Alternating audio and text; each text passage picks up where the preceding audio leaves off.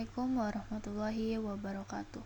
Introduce myself. My name is Veliana Sari with NPM 2341110 from class MNJ 23A. On this occasion, I will the little material job analysis and the talent management process. Pada materi kali ini ada beberapa hal yang harus kita bahas. Yang pertama, explain how you would write a job description. Yang kedua, explain how to write a job specification. Yang ketiga, human characteristic and behavior of an employee involvement in an organization. Dan yang terakhir, explain competency-based job analysis including what it meant and how it's done in practice. Yang pertama yaitu kita akan membahas writing job description. A job description is a written statement of what the worker actually does, how her or she does it, and what the job's working conditions are. You use this information to write a job specification. This lists the knowledge, ability, and skill required to performance the job specification. Bab yang paling penting dalam bab the job analysis and the talent management adalah mengenai how you would write a job description atau bagaimana cara kita menulis deskripsi pekerjaan. Mengapa ini penting? Bayangkan seorang HR sedang membuka lowongan pekerjaan dalam bidang manajemen. Tetapi yang mengambil pekerjaan tersebut bukan seorang manajer, tetapi seorang lulusan programmer. Maka apa yang terjadi? Bisa dipastikan bahwa perusahaan tersebut akan kacau balau atau bangkrut. Maka dari itu, penulis job description penting agar tidak terjadi kesalahpahaman dalam melamar pekerjaan. Ada beberapa format standar untuk menulis deskripsi pekerjaan, yaitu yang pertama, job identification atau identifikasi pekerjaan. Yang kedua, job summary atau ringkasan pekerjaan. Yang ketiga, responsibility and duties atau tanggung jawab dan tugas. Yang keempat, authority of inclusion atau wewenang pertahanan. Yang kelima, standard of performance atau standar kinerja. Yang keenam, working condition atau kondisi kerja. Dan yang terakhir, job specification atau spesifikasi pekerjaan. Berikut merupakan format standar untuk menulis deskripsi pekerjaan.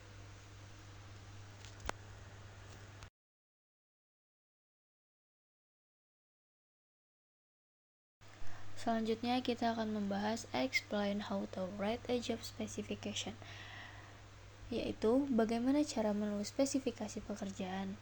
Menurut dari Gessler, dalam bukunya, dokumen yang mendefinisikan persyaratan minimum yang harus dipenuhi seseorang untuk dapat menjalankan pekerjaan tertentu dengan baik.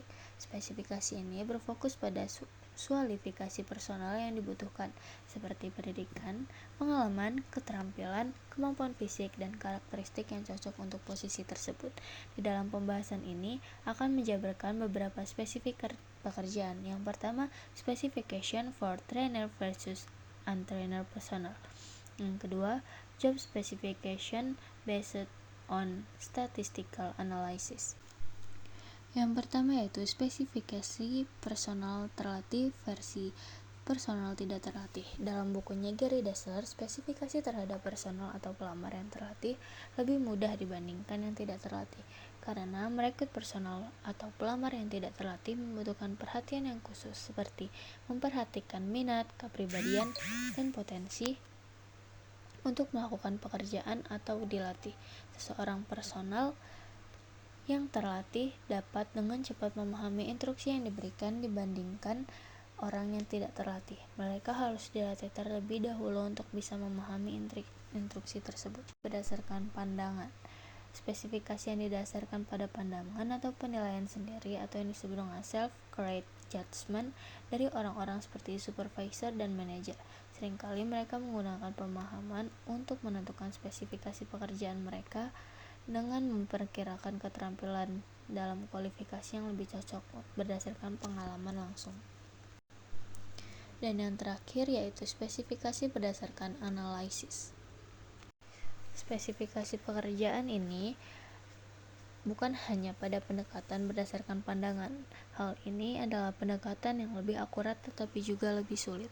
Tujuannya di sini adalah untuk menentukan secara statistik hubungan antara prediktor atau ciri-ciri manusia seperti tinggi badan, kecerdasan, dan keterampilan, dan juga beberapa indikator seperti keaktifan pekerjaan, kinerja.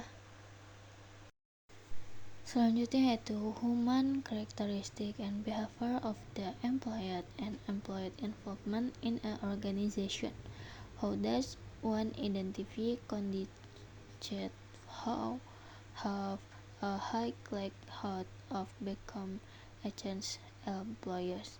In terms of the job specification, the question is what desirable that should someone possess to make it more likely that he or she will become an engaged employee.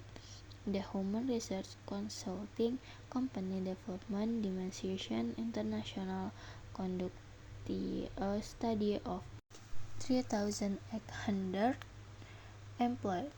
It identified several personal characteristics that seem to predict the likelihood someone would be engaged.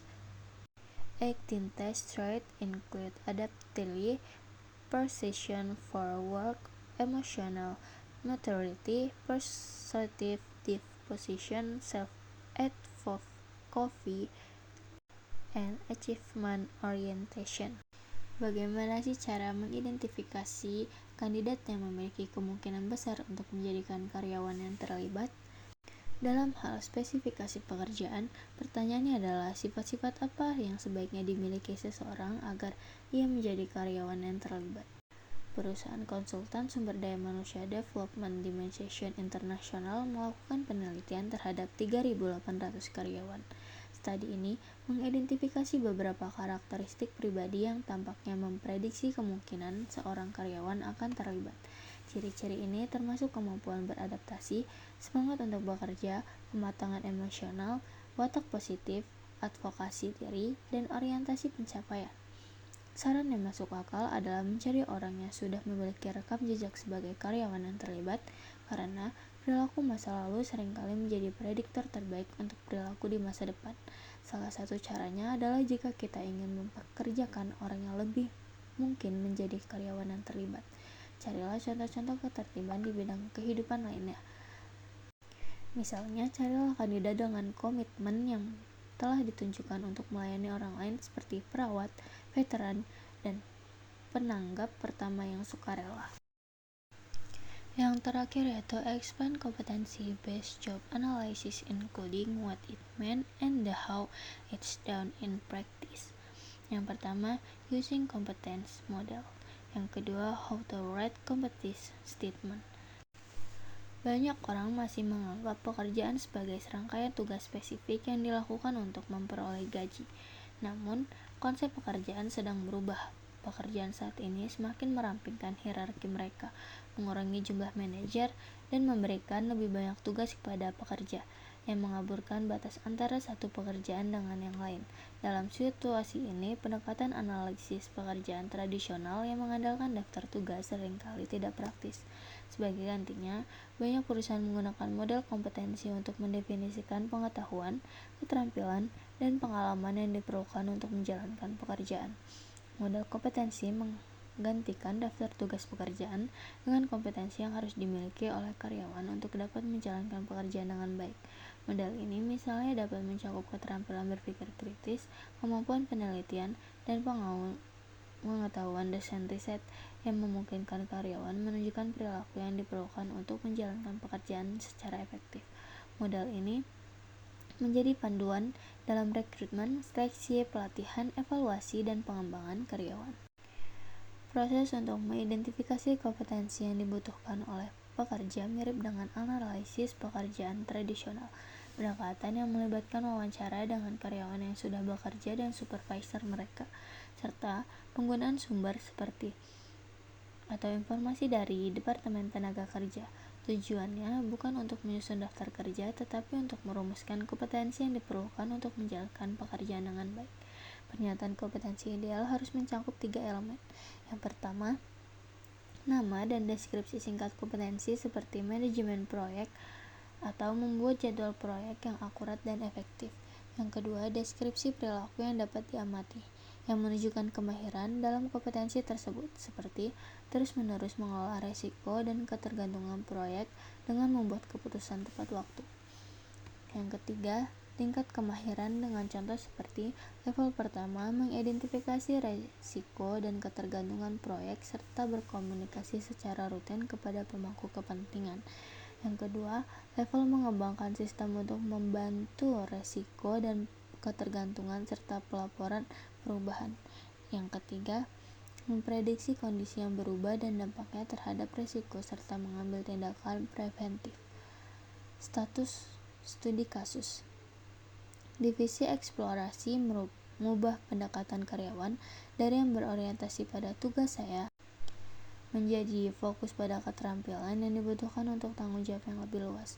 Solusinya adalah menggunakan matriks keterampilan yang mencantumkan jenis keterampilan yang diperlukan dan tingkat keterampilan minimum untuk setiap level. Pendekatan ini mendukung manajemen talenta dengan menyesuaikan proses rekrutmen, pelatihan, penilaian, dan penghargaan berdasarkan keterampilan yang dibutuhkan untuk pekerjaan tersebut. Dalam menggunakan model kompetensi, perusahaan dapat lebih efektif dalam merekrut, melatih, dan mengembangkan karyawan, serta memastikan bahwa karyawan memiliki keterampilan yang tepat untuk mencapai tujuan organisasi.